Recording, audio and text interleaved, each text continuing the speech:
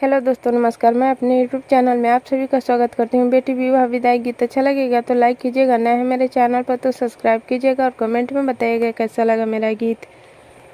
अरे छोरा छोरा सुंदरा हो बेटी, धर्म के हो दुआरिया। अरे छोरा छोरा सुंदरा हो बेटी, धर्म के हो दुआरिया। अरे कोठवा हम बेचनी हो बेटी, कोठरिया हम हो बेचनी। अरे कोठवा हम बेचनी हो बेटी, कोठरिया हम हो बेचनी। अरे तोहारे कारणवा हो बेटी, भिखरिया होई हो गईनी। अरे तोहारे कारणवा हो बेटी, भिखरिया होई हो गईनी।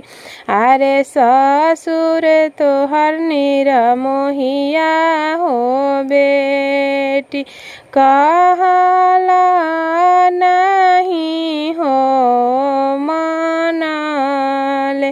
अरे ससुर तोहर निरमोहिया हो बेटी, कहला नहीं हो मनाले।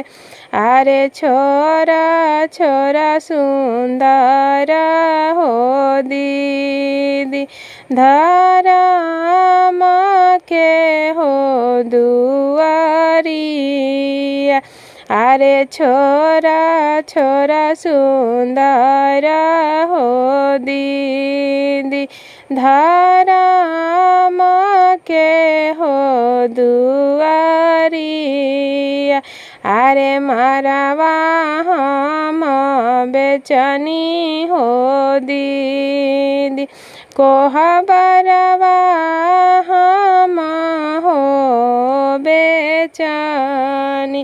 अरे मारवा हम बेचनी हो दीदी, कोहबरवा हम हो बेचनी। अरे तोहारे कारणवा हो दीदी, भिखरिया होई हो गईनी। अरे तोहारे कारणवा हो दीदी, भिखरिया होई हो गईनी। अरे भसुर तोहर निरमोहिया हो दीदी, कहला नहीं हो मनाले।